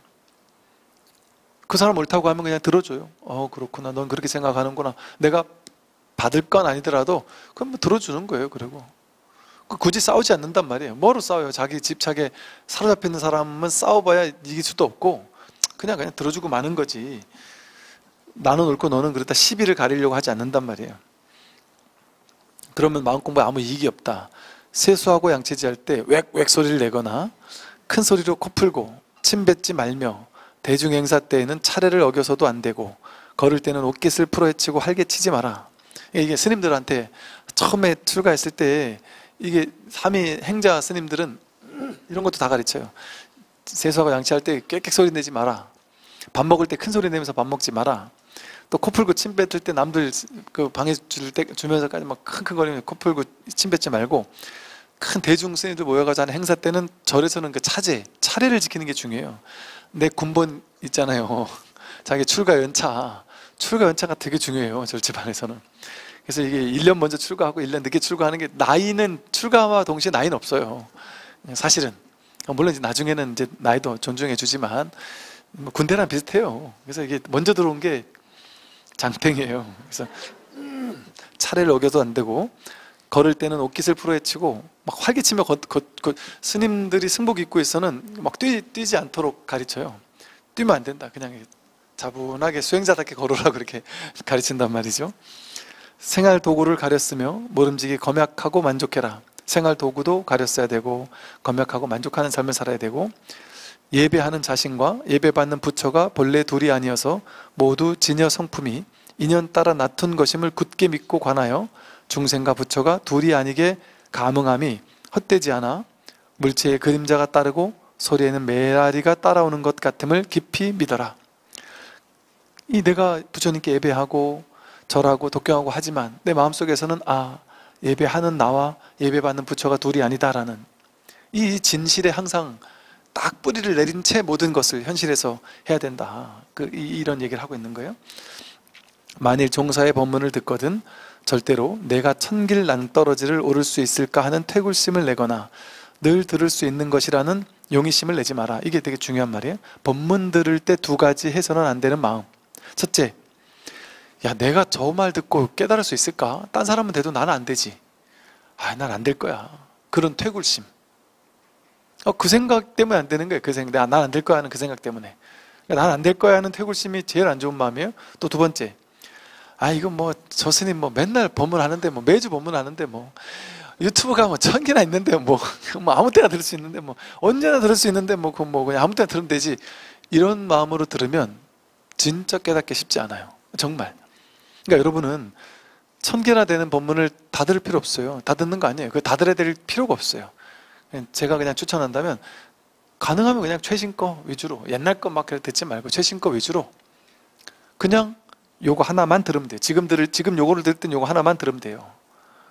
다른 거 들을 때 그거 하나만 들으면 돼요. 막 그냥 이것저것 처음부터 끝까지 다 들어야 되겠다 이런 생각 할 필요 굳이 없고, 물론 막 그냥 한 번쯤 그렇게 하는 것도 발심하는데 나름 또 공부가 되기도 해요. 예를 들어 내가 이번엔 6조 단계가 1편부터 끝편까지 그냥 꾸준히 듣겠다 하고 그냥 하는 것도 나름 또 도움될 때도 있어요. 그렇긴 한데 뭔가 들을 때 하여간 내가 끝내 정말 이거를 정말 간절한 마음으로 내가 듣겠다. 이 법문 지금밖에 들을 수 없다. 이거 하나밖에 없다. 이런 마음으로. 그러니까 지금은 공부하기가 아주 좋은 시대이면서 아주 나쁜 시대예요. 법문이 충분하기 때문에 좋은 시대면서 충분하기 때문에 나쁜 시대예요. 제가 20년 전에 이 공부할 때 진짜 제 온 마음을 뒤흔드는 법문 만나는 게 쉽지 않았어요, 사실은. 근데 그런 법문을 어쩌다 한번 만나잖아요. 그거 이렇게 녹음을 하잖아요. 정말 정말 세상을 다 얻은 것 같았어요. 너무너무 막 정말 그 기쁨을 주체할 수 없을 정도로 기뻤어요. 진짜 제대로 된 법문을 만나는 즐거움은 말로 할 수가 없어요. 그 진짜 좋은 법문을 들었을 때 그 기쁨. 근데 그러다가 어느 날인가 그 하나 두 개 가지고 막 계속 돌려듣고 있는 어느 땐가 너무 정말 좋은 법문을 한 5편, 10편 정도가 그냥 확 저에게 왔을 때, 와, 정말 세상을 다 가진 것 같은? 진짜 세상을 다 가진 것 같은. 이것만 들으면 되지. 더 이상 뭘 더 듣겠나. 필요 없다. 이런 생각이 들 정도로 너무너무 좋았단 말이죠. 그러니까 그렇게 듣는 마음과, 막 이거 언제 다 듣나? 막 빨리 듣고 1.5배속으로, 안 되면 2배속으로. 그렇게 빨리 듣는, 진도 나가서 뭐 하겠어요? 이거 진도 나가는 공부가 아닌데. 그래서 그렇게 용의심을 내서도 안 된다. 법문하는 스님을 업신여기지 말라. 그런 생각은 도의 장애를 가져오며 수행에 어려움이 되나니 지극히 삼갈지라. 이것은 스님들을 위해서 이런 말이 아니고 자기를 위해서 하는 소리예요. 이건 100% 자기를 위해서 하는 소리예요. 왜냐하면 중요한 점은요, 여러분 이럴 수 있어요. 법문하는 스님이 훌륭해야 깨닫는 게 아니고요, 그거보다 더 중요한 건 뭐냐면 법문을 듣는 사람의 자세가 훌륭해야 깨닫습니다.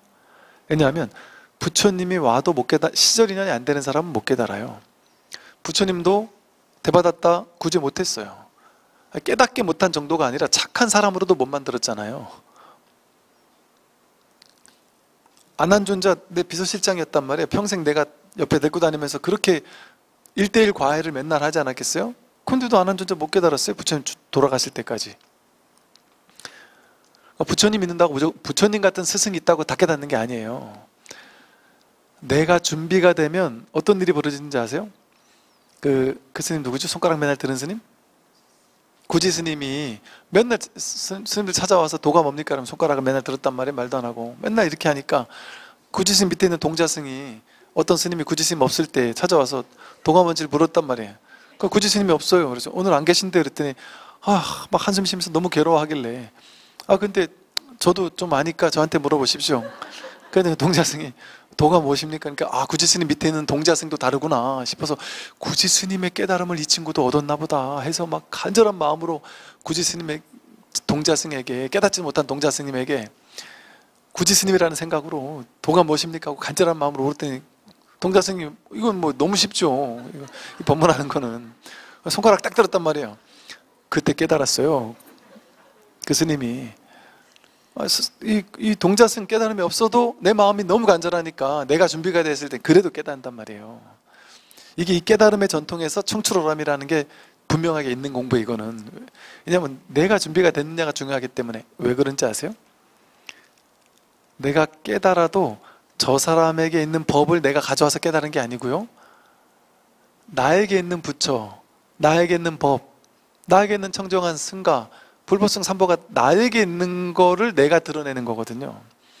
그거는 내가 준비가 되면 그냥 되는 거예요. 그래서 내 자세가 더 중요해요. 그래서 이 공부는 신기하게도 스승이 별로라도 제자가 더 뛰어날 수도 있어요. 왜냐하면 자세가 뛰어나면, 그 제자의 자세가 뛰어나면, 또 그 제자의 자세 중에 뭐가 중요한지 아세요? 스승에 대한 굳은 믿음. 여러분 보세요. 이 법문을 여러분 남편이나 여러분 아내를, 만약에 여러분이 남편이나 아내를 좀 무시한다 생각했을 때, 여러분 남편이나 아내가 이 법문을 해요. 그러면 뭐라 그러겠어요? 야, 뭐 고사님들이 그런데요. 보살님이 이 공부해서 뭔가 환희심이 나고 신심이 나서 남편한테 가서, 야, 너도 불교 좋아하지, 너 이런 공부해야 된다면서 얘기를 막 하면 남편이 하찮게 본대요. 그리고 심지어 언뜻 들어보면 이 아내가 분명 달라진 거예요. 자기도 약간 감을 잡고 있었던 거예요. 이 사람이 요즘에 약간 달라졌다, 전과 달라져서 뭔가가 있구나 하는 걸 감을 잡았는데도 불구하고, 그래서 이 남편이 아내한테 너 요즘 뭐 공부하는데? 뭐 하는 건데 좀 얘기 좀 해봐. 그 이제 아내가 막 너무 신이 나가지고 막 이렇게 막 얘기하는데 가르치듯이 얘기를 했대요. 그때 남편이 갑자기 버럭 화를 내면서, 야, 네가 깨달았으면 나는 부처 할아비다 이러면서 막 욕을 하면서 이런다는 거죠.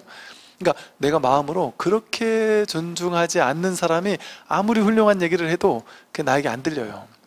사실 여러분, 뭐 이제 저한테 와서 막 이것저것 묻는 사람이 있는데, 뭐 예를 들어 뭐 세상 사는 이야기 뭐 묻고 이러면은 제가 뭐 알겠어요, 솔직히. 들어볼 걸 다 물어요, 사실은. 솔직히 말하면 제가 요까지, 참, 뭐, 이런 걸 제가 알까요? 뭐, 그냥 제 사견을 그냥 오셨으니까 저 같으면 이렇게 하겠네요 정도 얘기할 수 있을 정도지. 이런 거 제가 어찌 알겠어요. 그냥 이렇게 하면서 그냥 얘기를 해드리긴 하는데, 그런 부분 저는 잘 모를 수 있단 말이에요. 그럼 차라리 그 분야 전문가를 찾아가든지 아니면 다른 사람에게 묻는 게 훨씬 나아요. 근데 이제 뭐 얼마 전에는 뭐 무슨 주식을 해가지고 뭐 얼마를 날렸대요. 뭐 억대 이상을 날려가지고 지금 이혼 위기래요. 뭐 제가 뭘 해줄 수 있는 게 없잖아요. 그런데 그래서 오늘 내일 내가 자살을 해야 되나? 내가 이제 또 어떻게 집을 나가야 되나? 뭐 별의별 생각을 다 하고 죽을 것쯤 생각을 했단 말이에요. 근데 얘기를 듣고 가실 때 정말 날아가듯이 너무 막 가볍게 행복하게, 와, 이제 길이 보입니다 하면서 막 신이 나서 가셨어요. 근데 그게 저에게 지혜가 있어서 그런 게 아니었단 말이에요. 저는 그냥 할 수 있는 평범한 얘기를 했단 말이에요. 근데 그분이 너무나 간절하게, 스님 말이라면 무슨 말이라도 제가 정말 막 간절하게 듣겠습니다 하는 자세가 너무 강렬했단 말이에요. 그러면 별거 아닌 얘기를 해도 내가 준비가 돼 있고 너무 간절하면 그게 크게 다가오는 거예요. 그런데 이 얘기를 남들이 해줬으면 콧등으로 안 들었을 얘기를 했단 말이에요. 제가 사실은 남들이 얘기했으면 뭐 말도 안 되는 소리 하지도 마라 이런 얘기 했을 거예요. 근데 이 믿음이 간절하면 그게 나에게 확 다가올 수도 있단 말이죠. 그러니까 이게 제가 보니까 그런 거예요. 이거는 내가 저 사람을 이렇게 가르쳐 주는 게 아니고 깨닫게 하는 게 아니구나. 자신이 하는 거예요, 자신이. 그래서 이 법문하는 스님을 업신여기는 마음 같으면 아예 안 들어야 돼요. 들을 필요가 없잖아요. 뭐로 들어요? 들을 필요 전혀 없습니다. 근데 이걸 내가 들을 자세가 된 사람만 듣는 게 좋아요. 왜냐면 이거 들으면서 계속 분별심이 일어나서 이건 틀렸고 저건 맞고, 나는 이게 초기 불교가 맞다고 생각하는데 저렇게 말한 거 저건 틀렸어 이런 생각을 가지면 안 들으면 돼요. 뭐하러 들어가지고 자기 마음 스트레스 받게 만들어요. 그래서 이 공부는 분별할 사람은 듣는 게 아니에요. 그냥 내가 이 공부 딱 하겠다 하는 사람이 정말 스승을 만난다는 마음으로 듣는 게, 자세는 그래야 된다는 거죠. 제가 스승이라는 생각 그런 건 없어요.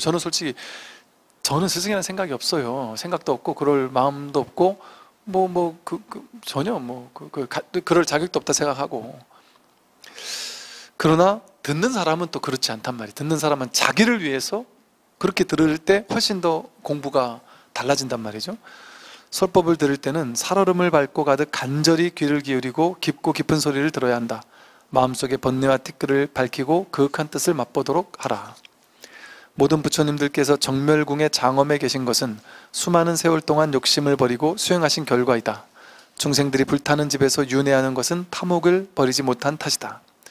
재물을 아끼고 탐내는 것은 악마의 권속이고 자비심으로 보시하는 것은 법왕의 아들이다. 좋은 음식을 늘 먹더라도 이 몸은 끝내 무너지고, 좋은 옷을 입어도 몸을 보호해도 이내 목숨은 다하고 만다. 좋은 음식, 좋은 옷, 좋은 집, 좋은 차, 이거에 과도하게 집착할 필요는 없다 이런 얘기예요. 100년이 잠깐인데 어찌 배우지 않을 것이며, 일생이 얼마나 된다고 닥지 않고 놀기만 할 것인가. 마음속에 애욕을 떠난 일을 사문이라 하고 세상 일을 그리워하지 않는 것을 출가한다.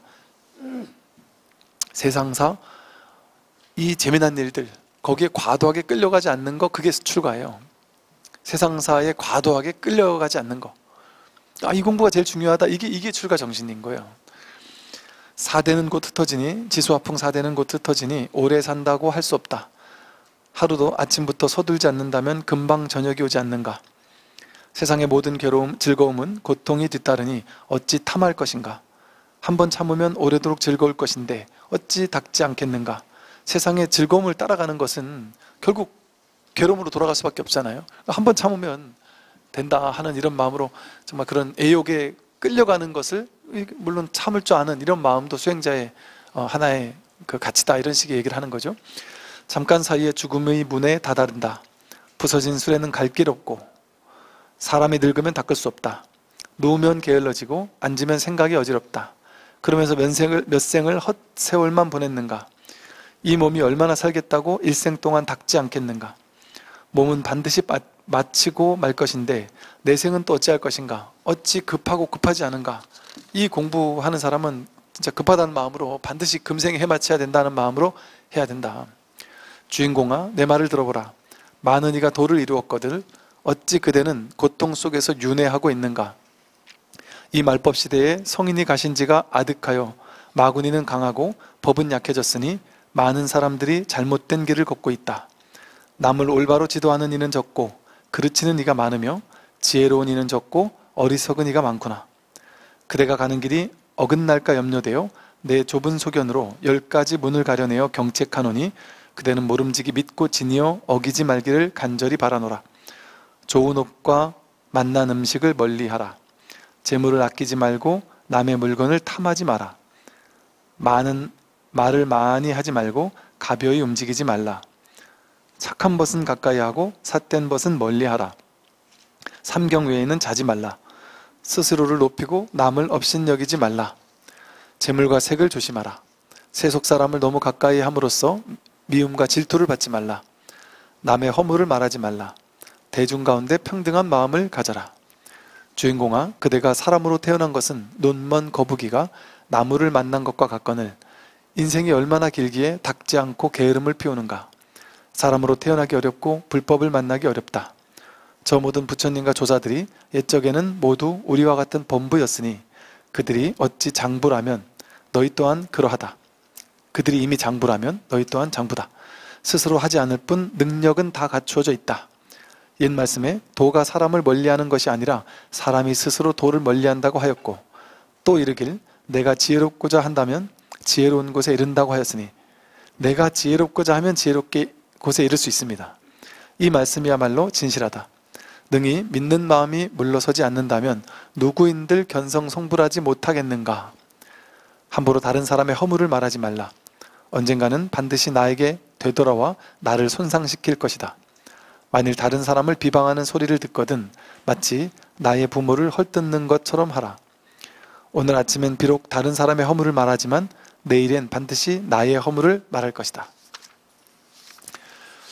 이렇게 한번 읽어보는 것으로서 충분할 것 같아요. 이렇게 해서 선으로가 마른 공부 강의를 마저 마치겠습니다. 여러분 연말연시 잘 보내시고 잘 겨울 보내시고 다음 학기에 또 뵙겠습니다. 성불하십시오.